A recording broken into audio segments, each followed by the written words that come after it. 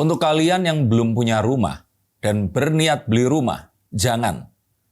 Suatu kebodohan dan kegoblokan luar biasa jika kalian yang belum punya rumah membeli rumah saat ini. Mengapa begitu? Yuk kita akan ngobrol bersama saya dan sahabat saya.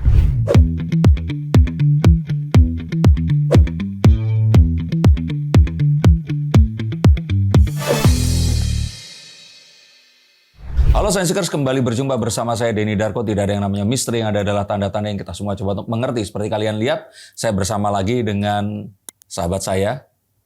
Gimana beli gede?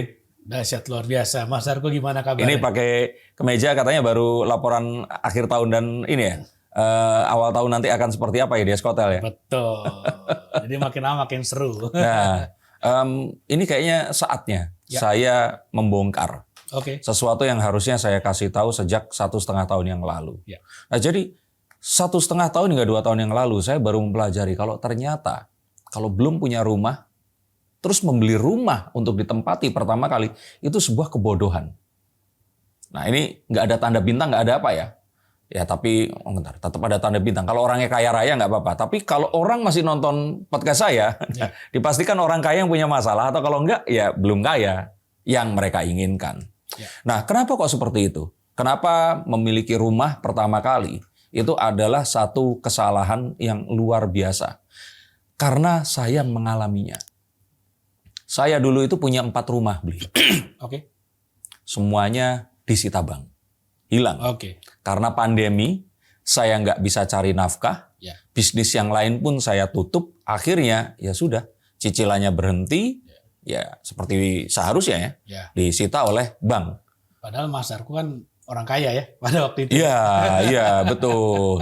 Dan kalau kalian mau tahu cerita lengkapnya, ada di podcast bersama Christina Lee, tentu saja di channel YouTube Christina Lee, seorang digital marketer, seorang pebisnis skincare, dan juga dia seseorang pembelajar juga. Kalian nontonlah, banyak hal yang akan menginspirasi.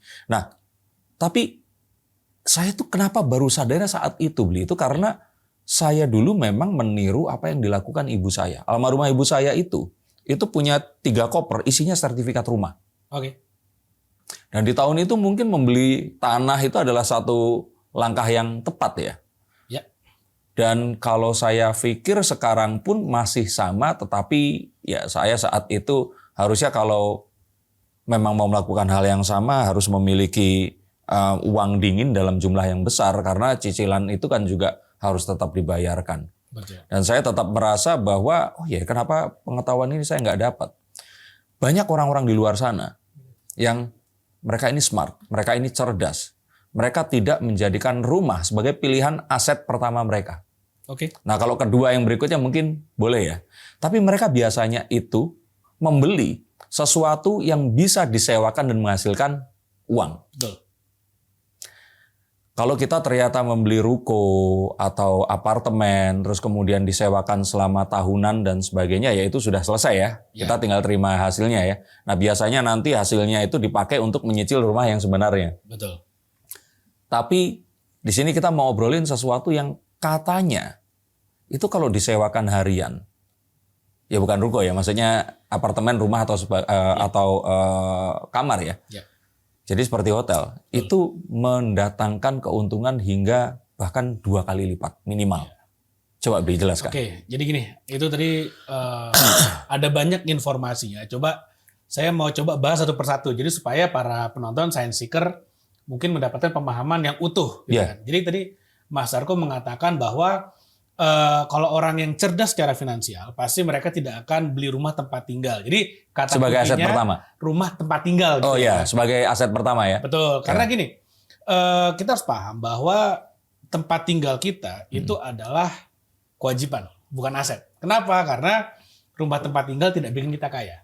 Memang betul di atas kertas harganya naik di atas kertas. Ya. Tapi apakah kemudian kita mau jual rumah kita kan enggak juga. Betul. Untuk apalagi dijaminkan buat bisnis kan enggak juga. Iya, betul. Makanya itu adalah sebuah kewajiban. Nah, orang yang cerdas sebenarnya membayar kewajiban itu dengan passive income, Mas. Itu bedanya sebetulnya. Oke, diulang lagi. Orang yang cerdas secara finansial itu membayar kewajiban. Karena kan kalau kita beli rumah KPR ada cicilan, itu kan kewajiban. Oke. Membayar kewajiban itu harusnya dengan passive income.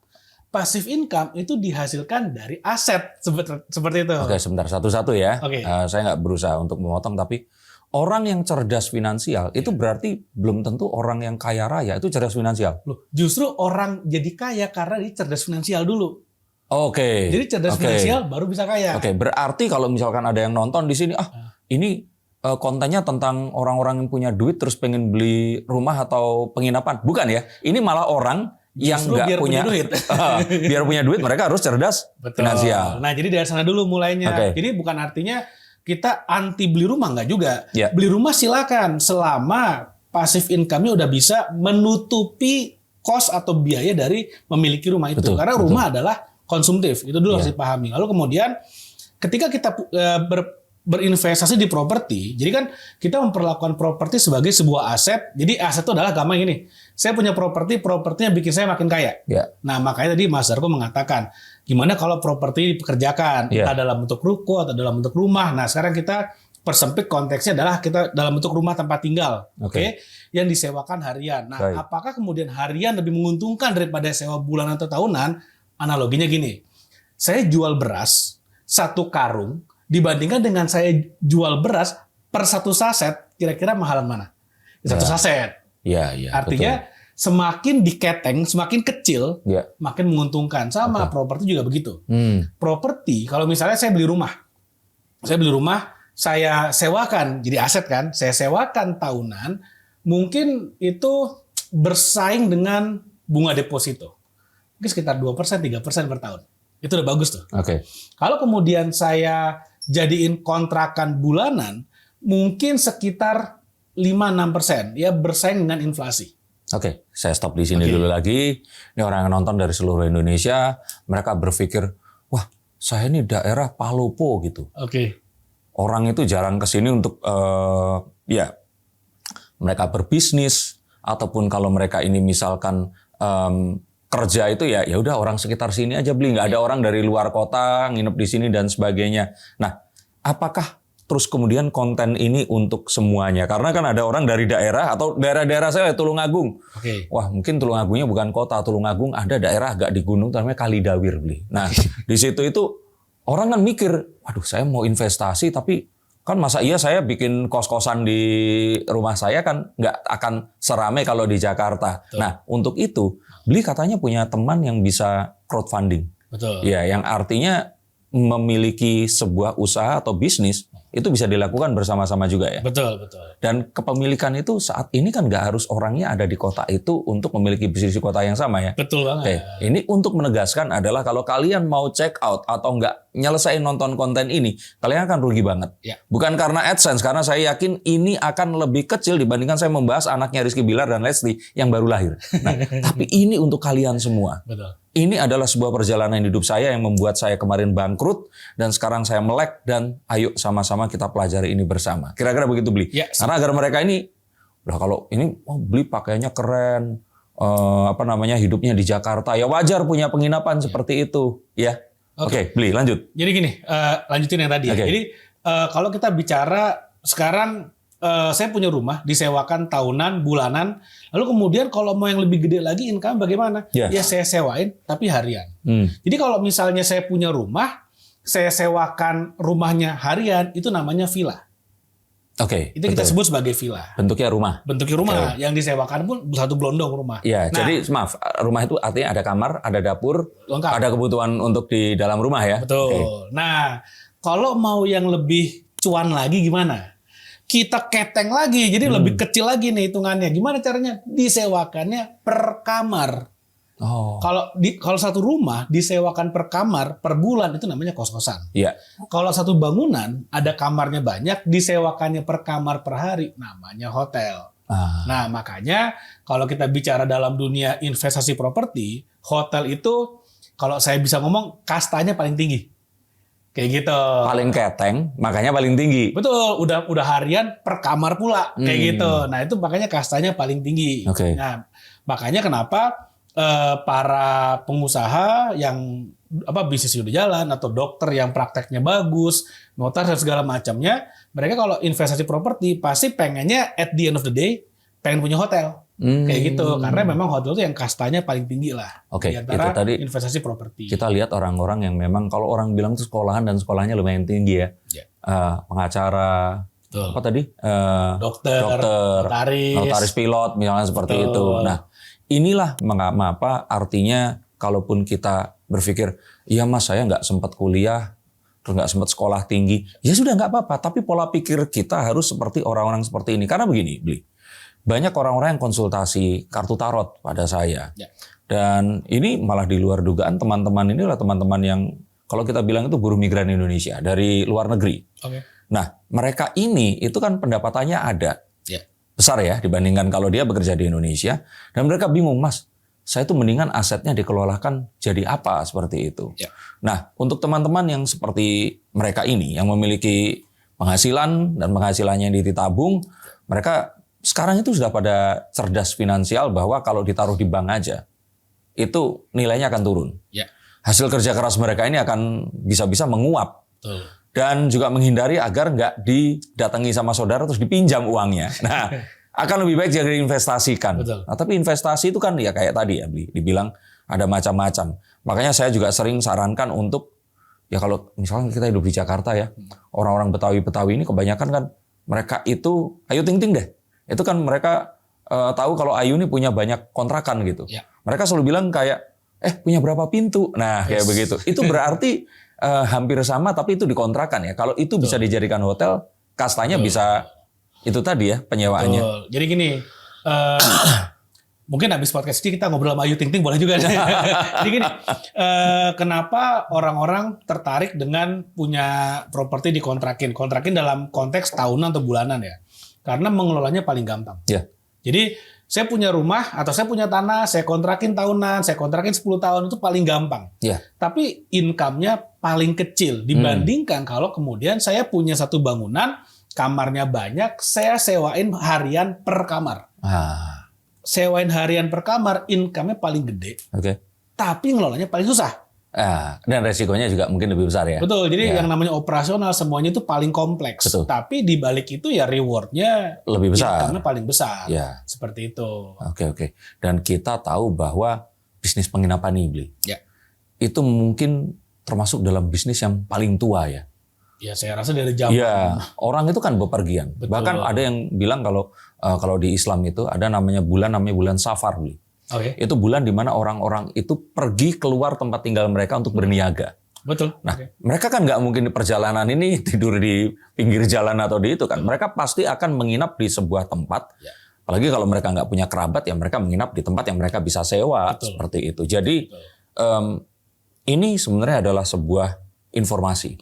Mungkin kalau dilihat Bli gede di sini, terdengar seperti seorang motivator, berpakaian dan potongan rambutnya juga mirip seorang motivator. Itu adalah beliau pun memang membagikan hal-hal seperti ini. Tapi di sini saya janji, kita nggak akan jual apa-apa. Di sini saya hanya ingin cerita apa yang menjadi kegagalan saya dahulu. Dan sekarang saya tidak ingin ulangi. Dan saya harap tidak menjadi kegagalan kalian semua. Untuk membeli rumah sebagai aset untuk tempat tinggal. Karena itu bukan aset. Betul. Karena itu adalah kewajiban. Betul. Not asset tapi liability, betul Liability. ya? Nah, lalu caranya gimana? Kita ulang lagi, kalau misalkan kalian tiba-tiba udah di tengah sini karena dicepetin, tadi kita sudah ngobrol bahwa artinya kita seharusnya memiliki satu aset yang menghasilkan passive income. Betul. Nah, beli passive income itu bagaimana? Pasif, gini, saya punya keponakan pada waktu itu umurnya 3 tahun. 3 tahun? 3 tahun. Dan saya men-challenge diri saya, sepaham apa saya tentang passive income. Saya ajarin ponakan saya ini tentang passive income. Kalau dia ngerti artinya saya paham betul. Nah, passive income tuh gampangnya kita dapat uang tanpa bekerja. Anak umur 3 tahun pun mengerti. Oke. Jadi tanpa bekerja dapat uang. Tapi gini, kalau secara lebih gamblangnya lagi, secara lebih jelasnya lagi, passive income itu adalah income, penghasilan yang kita dapatkan dengan sedikit atau tanpa bekerja. Masih ada kerjanya sedikit. Misalnya contohnya, saham ngasilin passive income nggak? Ya, ngasilin ya. Dari kenaikan harga sahamnya atau nggak dari dividen yang diberikan setiap tahunnya. Oke. Tapi tetap ada kerja yang kita lakukan. Apa? Beli sahamnya. Milih beli sahamnya. Itu kerja. Tapi sekalinya kita miliki, income-nya jalan terus. Oke. Contoh paling gampang lagi yang kedua, kita lagi nonton YouTube nih sekarang nih. Iya. YouTube menghasilkan AdSense. AdSense Oke. adalah passive income. Oke. Tapi bikin sekali hasilnya berkali-kali. Itu namanya passive income. Oke.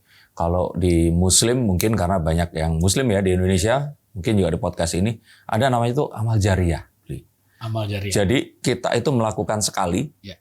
tapi selama itu digunakan atau memberikan manfaat untuk orang lain, Ya. maka ini akan menjadi amal yang mau kita sudah mati pun Ya. tetap ditransfer. Nah, seperti itu. Mungkin Persis. mirip seperti itu ya. Persis. Oke, Jadi oke. kalau misalnya konteksnya kita kembalikan ke properti, misalnya kita punya satu rumah, Oke. disewakan, Ya. disewakan bulanan. Ya selama si tenannya memperpanjang menjadi passive income. Baik. Tapi paling nggak kita kerja sekali dapetin tenan, abis itu ya udah nikmati Oke. hasilnya. Dan itu kita bicara tentang investasi ya, berarti Betul. ya. Nah, Betul. tapi kan seperti semuanya, saham itu kalau kita dengerin tadi, itu kayaknya gampang banget. Tapi tetap di dalam apapun itu, Bli, Ya. mengandung resiko, betul ya? Pasti. Nah, artinya kalau kita itu bisnis properti, Ya. resikonya seperti apa, Bli? Jadi gini, hukum alamnya ya, rule of thumb-nya adalah resiko itu sama dengan modal yang disetor. Oke, Maksudnya gini, misalnya ada sebuah peluang bisnis, peluang investasi, saya setor 1 juta rupiah. oke, Worst case-nya adalah, resiko terburuknya adalah bisnisnya tidak menghasilkan, 1 juta saya hilang. melayang. Selesai. Oke, Nah, kalau misalnya saya naruhnya 1 miliar, maka resiko terburuknya adalah 1 miliar. 1 miliar, itu. Nah, kalau kita di bisnis properti, kebetulan resiko, jadi hukumnya resiko adalah sama. Jadi Oke. misalnya saya beli properti 1 miliar, oke, maka resiko terburuknya 1 miliar saya hilang. oke. Tapi kalau di properti ternyata plan A, plan B, plan C-nya ada nih secara alamiah. Maksudnya gini, saya jelasin. Sebentar, Ya. untuk mengurangi resiko. Untuk mengurangi kemungkinan terjadinya resiko. Oh, untuk mengurangi kemungkinan terjadi resiko Ya. berarti ya, bukan mengurangi resiko ya? Bukan. Jadi kalau secara resiko ya tetap aja resiko saya yang terburuk, Oke, modal saya hilang. Tapi kemungkinan terjadinya modal saya hilang itu lebih kecil kalau di properti. kita sederhanakan. Orang naik Oke. mobil, Hmm, resikonya tabrakan. betul. Nah, tapi ada prosedur agar nggak tabrakan. Betul. Ah, Paling oke. nggak harus punya SIM. Gitu Ya, kan. ya, coba. Apa Nah, aja itu? Kalau di properti ya. Iya. Jadi gini, misalnya nih, saya punya hotel, saya membangun hotel. Oke. Contoh, bangun hotel, anggap aja 5 miliar habis misalnya. Baik. Resiko terburuknya adalah hotel udah jadi, tamu satu pun nggak ada yang datang, betul Oke, ya? oke. Tapi kalau di dunia properti, misalnya 5 miliar tuh gini, tanahnya 1 miliar, ngebangunnya 4 miliar Oke, misalnya. oke. Waktu bangunannya jadi, nanti coba teman-teman lakukan. Iya. Waktu bangunannya jadi, belum ada bisnisnya, coba di-appraise ke bank. Oke. Itu nilainya udah nggak 5 miliar lagi. Berapa? Bisa jadi lebih tinggi, 6 miliar, 7 miliar. Oh. Misalnya pembangunan 1 tahun. Apalagi kalau misalnya surrounding-nya ternyata juga berkembang seiring kita membangun hotel juga. Ah. Itu kan mempengaruhi valuasi propertinya. Iya. Jadi, Iya. tanpa kita ada bisnis, tanpa ada tamu satupun yang datang, Udah naik. valuasinya udah naik. Itulah properti. Nah, apalagi kalau properti itu kecenderungannya, Oke. tergantung lokasi, tergantung akses dan segala macam, itu nilainya naik terus. Ibaratnya gini deh, kita punya tanah, dijemur tanah, Iya. harganya naik. Didiemin ya? Dijamin. Apalagi kalau misalnya kita bangun hotel di atasnya, Iya. kemudian hotelnya berjalan dengan baik, ada cash flow-nya, ada bisnisnya, itu naiknya bisa berkali-kali lipat. Itu baru dari valuasinya aja. Iya. Belum lagi dari cash flow-nya dan segala macamnya. Iya. Kayak gitu. Dan bicara resiko, tanah itu nggak bisa digondol maling. Susah ya. Iya, mafia tanah memang ada. Tapi kan itu ya permainan yang tingkat tinggi ya Betul. beli ya. Tapi kalau kita beli tanah, itu investasi memang yang paling aman. Karena emas pun itu tuh bisa dicuri orang. Kecuali kita taruh di brankas. Betul. Tapi brankasnya bisa digondol juga. Kalau ditaruh di bank ya kita harus bayar ya untuk Iya. penyimpanannya. Silakan dikoreksi ya kalau saya salah, bisa Oke. dikoreksi. Ada masa di mana pada tahun, saya lupa, tahun 70 perang Vietnam, Oke. itu pemerintah Amerika itu mengilegalkan emas masuk ke negaranya. Oh gitu. Bisa dicek. Kalau Oke, saya salah oke. tolong dikoreksi. Artinya apa? Dengan emas pun kalau misalnya ternyata demand-nya turun, Oke. harganya bisa turun juga. Oh. Apalagi kalau misalnya waktu itu ada kejadian luar biasa diilegalkan oleh pemerintah. Iya. Nah, tapi silakan dicek lagi ya, mungkin Oke. saya salah. Oke, tapi kalau tanah itu memang secara harafiahnya beli. Setiap hari saja ini mungkin kalau di Indonesia itu berapa ratus atau berapa ribu bayi lahir ya? Betul. Jadi Dan tanah itu karena ya tempat tinggal. Iya, itu kan harus harus ada di satu tempat, ada atapnya dan itu kan berkurang terus ya. Artinya harga pasti memang secara naluriah dan harafiahnya dia akan naik ya. Betul. Tapi balik lagi, kenaikan harga properti itu tergantung dari supply and demand. Selalu seperti itu. Apapun barangnya, supply and demand. Tapi untuk properti sendiri itu ada keunggulannya karena yang tadi Mas Darko bilang manusia terus bertambah dan semua manusia perlu tempat tinggal. Betul. Jadi secara umum kalau didukung dengan lokasi yang tepat, pengembangan yang tepat, harga properti memang selalu naik. Kecenderungannya seperti itu. Oke. Nah, penginapan sendiri. Oke, kita sudah mengerti tentang passive income, mengerti tentang ini adalah salah satu investasi yang risknya itu paling kecil dan bahkan kalaupun kita lakukan itu ada tahapannya untuk menghalangi agar risiko ini juga bisa tercapai. Ya. Jadi nggak mungkin juga orang bangun hotel jangan kumpulan kamar ya, misalkan kita bikin 10 kamar dulu itu nggak laku tuh kan agak nggak mungkin ya karena kan ada preliminary langkah-langkah awal yang harus kita lakukan. Nah, Bli, penginapan ini artinya untuk orang yang traveling, untuk orang yang wisata. Itu apa ya kalau kita bilang itu? Kalau di Indonesia ini memang perspektif atau bagaimana sih? Jadi gini, pasar hotel memang kalau sekilas ya itu adalah untuk orang-orang yang traveling atau pelesiran lah, untuk orang yang wisata. Identiknya seperti itu. Nah, identiknya seperti itu. Tapi sebetulnya kebutuhan hotel itu bukan cuma buat wisatawan doang. Sekarang bisnis. Ya. Saya tinggal di Jakarta. Saya ada meeting di Surabaya. Perlu menginap. Saya pasti cari hotel. Apakah saya berwisata ke Surabaya? Enggak juga. Betul. Saya meeting, nginep, besoknya balik Jakarta. Itu jenisnya bisnis hotel ya? Bisnis hotel. Itu yang pertama. Yang kedua, saat ini kebutuhan orang untuk melakukan yang namanya staycation itu sangat tinggi. Sangat tinggi. Apalagi kemarin kita sempat ditahan nggak boleh keluar rumah selama lockdown kurang lebih 3 tahun. Oh iya. Betul ya? Iya. Nah ternyata setelah itu dibuka lockdownnya, keinginan orang untuk berwisata itu jadi sangat tinggi sekali. Nah apalagi di Indonesia khususnya yang namanya perhatian pemerintah terhadap pariwisata itu terus meningkat. Jadi ada banyak tuh destinasi wisata yang super prioritas tuh banyak banget. Seperti di Lombok, di Mandalika, Danau Toba dan lain-lain. Ini karena Bli bilang, ini secara logika saya jadi terpikir. Indonesia ini kan negara kepulauan. Nah saat ada seseorang traveling untuk bisnis, otomatis mereka itu kalau balik lagi itu mungkin akan lebih mahal dibandingkan mereka menyelesaikan bisnis dalam 2 hari. Terus mereka perlu menginap. Dan nginapnya juga nggak harus hotel yang mewah, karena kebutuhan mereka itu untuk tidur, mandi, ganti baju, terus bersiap untuk melakukan aktivitas kembali. Nah artinya mungkin orang di sini berpikir, Bli, kalaupun saya bikin hotel, berarti kan hotel ini harus ada kolam renang, ada gym, ada kafe, ada apa. Ini kita nggak membicarakan hotel yang sejenis itu ya, Bli ya? Kita ini membicarakan hotel yang memang orang datang, menginap, terus mereka akan beraktivitas kembali. Dan lagi, Bli, yang mungkin memang orang berpikir itu adalah, Mas, misalkan geser dikit nih dari kota saya, Tulungagung jadi Kediri nih. Daerah saya itu di Kediri agak minggir, misalkan di Pare gitu. Masa iya Mas ada orang mau nginep di tempat saya? Malah kalau kita boleh katakan, di tempat-tempat yang pembangunan ini belum segila di Jakarta, itu orang-orang ini malah akan banyak datang untuk melakukan perjalanan bisnis. Betul kan kalau saya salah? Tadi misalnya bicara Kediri pinggiran di daerah Pare tadi ya. Sekarang bayangkan gini, di Pare ada manusia nggak? Ada aktivitas bisnis nggak? Jawabannya ada. Pasti ada. Saya punya teman di sana bisnisnya lumayan gede di Pare. Ada. Jadi sekarang bayangin kalau saya adalah orang Tulungagung misalnya, saya mau visit ke teman saya yang di Pare itu. Jadi yang saya lakukan adalah saya datang ke Pare, saya bisnis dengan teman saya itu, saya balik lagi ke Tulungagung. Tapi kota terdekatnya Kediri sebenarnya. Dari Kediri ke Pare, balik ke Kediri lagi karena tidak ada hotel. Bayangin kalau di sana ada satu hotel yang nggak mesti ada kolam renangnya, nggak mesti ada ruang meetingnya, paling tidak balik lagi ke marwahnya hotel, tempat istirahat. Kamarnya paling tidak bersih, wangi, dan nyaman. saya pasti akan pilih nginep. Kamar mandi juga Kamar mandi bersih, wangi kan, betul, seperti itu betul, kan. Betul. Saya pasti akan menginap. Demand-nya pasti ada. Ya. Cuman balik lagi supply-nya ada atau enggak. Ya, Kayak gitu. Ketika supply-nya nggak ada, orang balik ke kota asalnya terlihat seolah-olah tidak ada kebutuhan. Betul. Padahal pasti ada. Malah kalau nggak ada, ini saatnya harus buka, betul kan? Betul. Kita jadi monopoli pasar di sana. Iya. Jadi one and only pemain kan asik. Iya. Dan bicara pariwisata, Bli. Kemarin tuh saya baru pulang dari Jepang. Ya.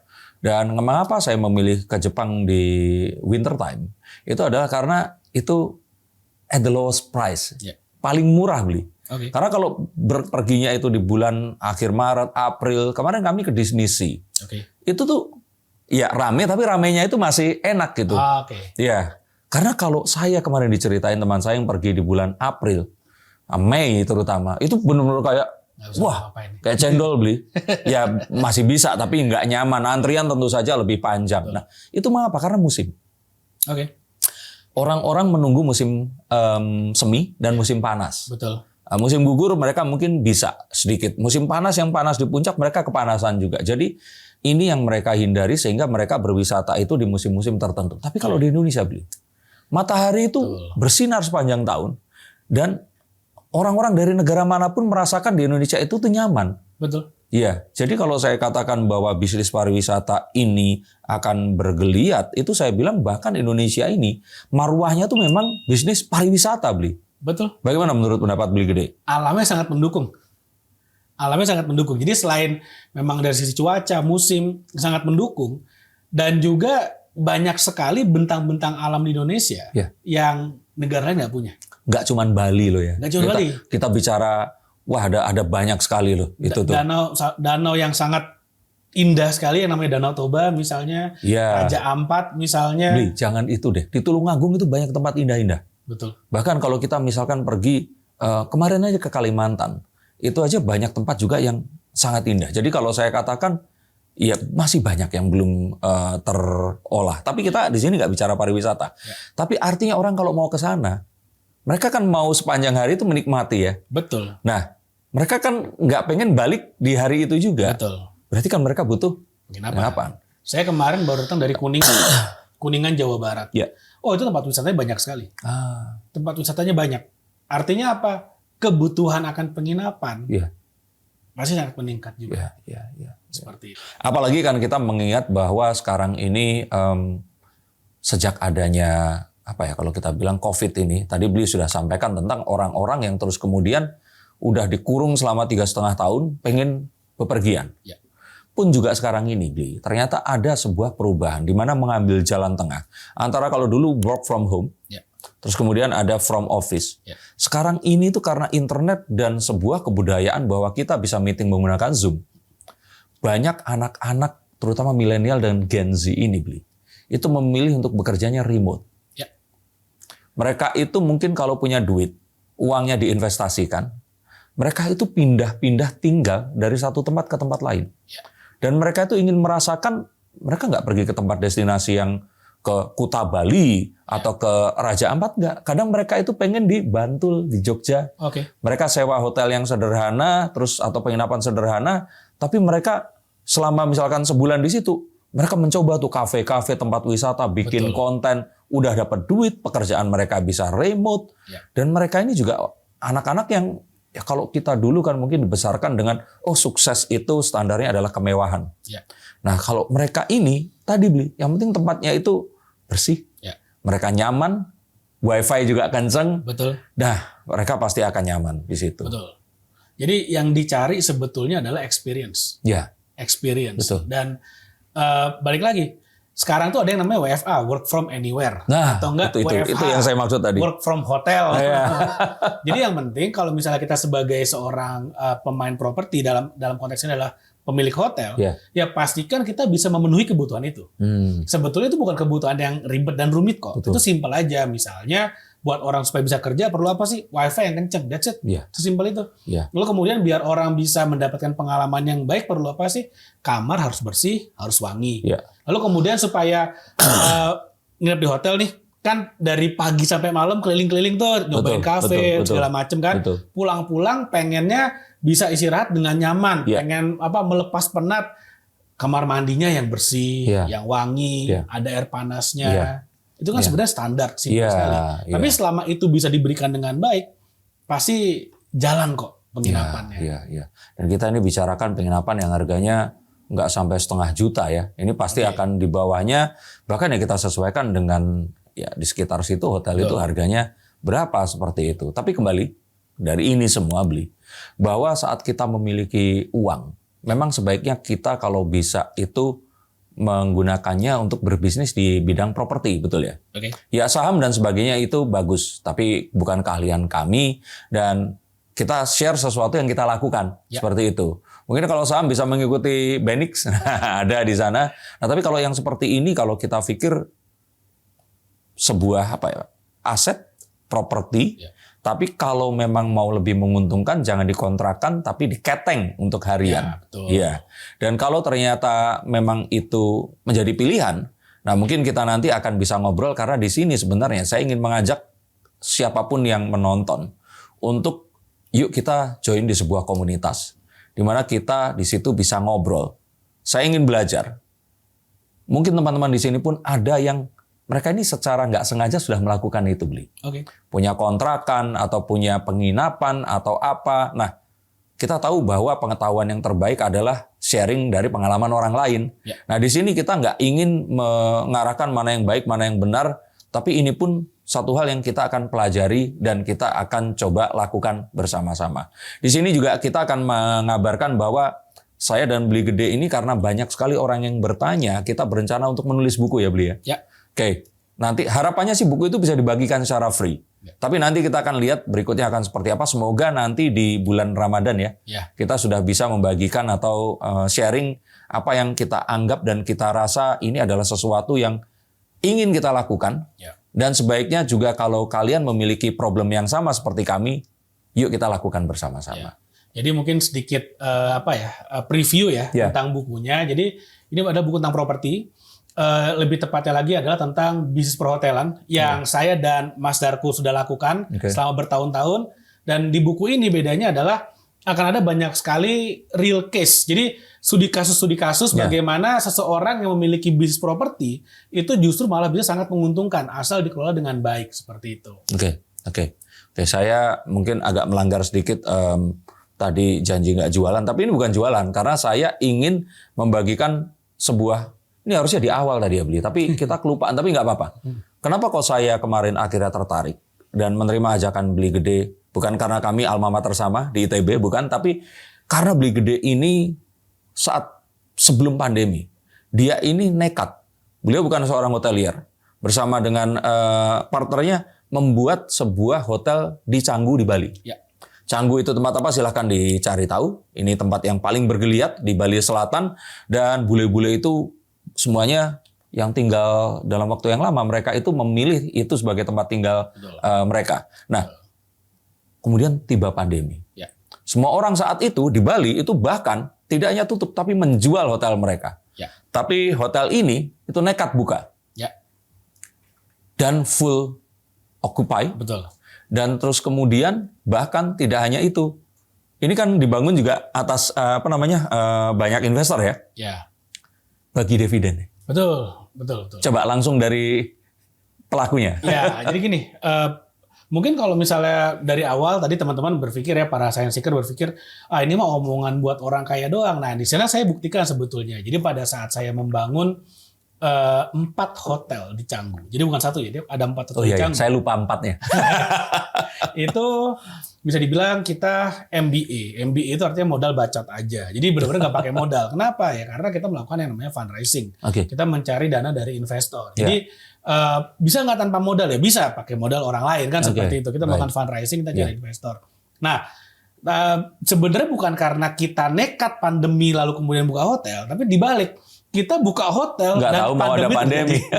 Jadi 4 hotel di Canggu yang waktu itu kita buka itu akhir Desember 2019 dan Januari 2020. Jadi ada ya area itulah. Februari, Maretnya lockdown. Iya, Februari pengumuman, Maret lockdown. Betul, Maretnya lockdown dan di sana menjadi sebetulnya jadi persimpangan di bisnis kami. Apakah kami akan lanjutkan atau enggak pada waktu itu. Nah, ternyata para investor yang waktu itu mensupport kami mengatakan, udah bro lanjut aja bro, gas aja bro, nggak apa-apa lah, ini kan di luar kendali kita, ini kan di luar keinginan kita, pandemi nggak ada yang tahu, maju aja. Nah, karena investornya sangat support, akhirnya ya kami dan tim pada waktu itu berbesar hati, kita gas aja, dan ternyata ya cukup cukup berhasil, cukup sukses, bahkan kita tidak pernah memecat satupun karyawan.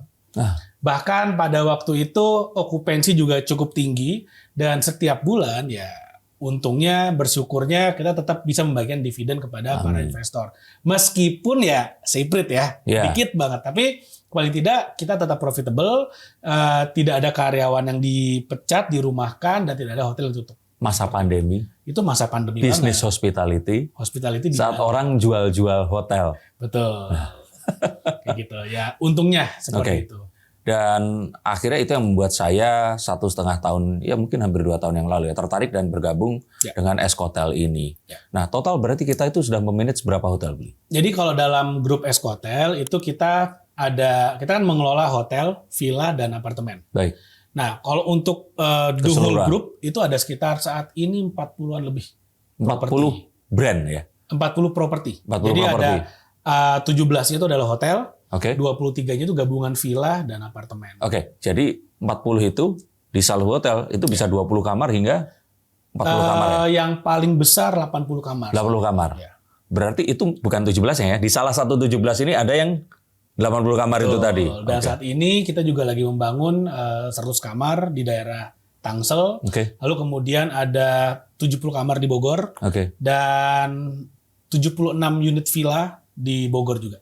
Dan di Bali juga kita lagi membangun, ada di Canggu, ada di Uluwatu, dan sebagainya. Saya cerita ini agar kalian nggak merasa sudah nonton sepanjang ini siapa sih kok ngobrol tentang ini semua. Tapi kalian tahu bahwa semua yang saya temui dan saya ajak untuk sharing pasti bukan kaleng-kaleng. Dan untuk itu saya mengajak untuk kalau memang mau sharing, mau mendengarkan sharing orang-orang yang mungkin berpikiran sama, mungkin memiliki sejumlah dana untuk memulai untuk yaitu tadi diamankan agar dana ini nggak terus kemudian berkurang karena cuma ditaruh di bank, kita bisa bergabung di dalam grup WhatsApp ini tadi. Di situ kita janji ya, kita nggak akan jualan. Kita hanya benar-benar sharing, kita pengen tahu apa yang ada di teman-teman ini tadi, dan juga apa yang kira-kira akan bisa kita dapatkan. Setuju. Karena konon katanya kabar data-datanya ini mau dibuat sekolah lagi ya nanti ya, siapa tahu sekolah ini. Apalagi Beli yang mau ditambahkan? Jadi gini, banyak orang berpikir bahwa kalau kita mau punya hotel harus daerah wisata kayak gitu. Oh iya. Sebenarnya enggak juga, karena kita udah buktikan. Jadi dari Eskotel ini kan sebetulnya adalah operator hotel. Nah, sebagai operator kita kan nggak boleh memilih kan, landlord atau owner punya lokasi di mana, bentuk bangunannya seperti apa, kita nggak bisa milih. Nah, salah satu properti yang kami kelola itu ada di daerah Ciamis, Jawa Barat. Tapi jangan bayangin Ciamis itu Pangandaran, bukan. Masih 2 jam dari Pangandaran. Dan Ciamisnya pun bukan di Ciamis kota. Ini ada di perbatasan Ciamis, antara Ciamis dengan Banjar, ada satu daerah namanya Cisaga. Saya baru dengerin. Ini di Cisaga tuh ada. Jadi di sana waktu kita masuk itu sekitar ada 39 kamar. Nah, jadi pada saat ini yang namanya apa? Namanya Cisaga Indah. Diketik aja di Google Maps ada. Oh, Cisaga Indah. Iya, saya ingat ada Cisaga Indah, tapi daerah Cisaga itu tuh saya pikir itu bukan nama daerah. Nama daerah. Saya pikir itu bahasa Sunda. Apa artinya gitu? Terus ini namanya penginapan Cisaga Indah. Silakan nanti ketik aja di Google Maps tuh ada. Nah, saat video ini kita lagi syuting ini, ownernya lagi nambah kamar. Lagi nambah 22 kamar. Jadi mungkin ya pada saat nanti Science Seeker lagi nonton, udah jadi 61 kamar.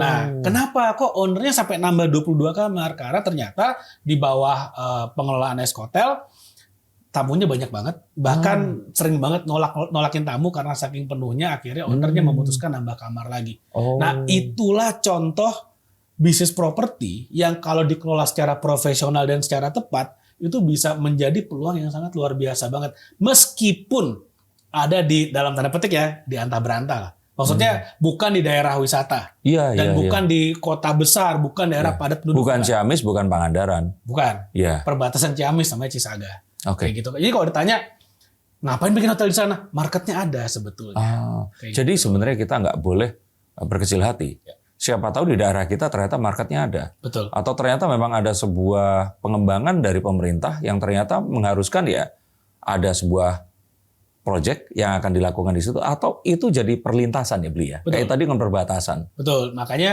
misalnya nanti ada apa dari teman-teman science seeker, misalnya ada yang punya tanah atau bingung mau diapain, ya kita bisa tuh analisa dulu. Iya. Kira-kira cocok atau enggak. Ingat loh, ini menganalisanya dari kacamata yang sudah melakukan pengelolaan hotel selama 10 tahun. Jadi kita ngerti benar kayak gitu. Iya.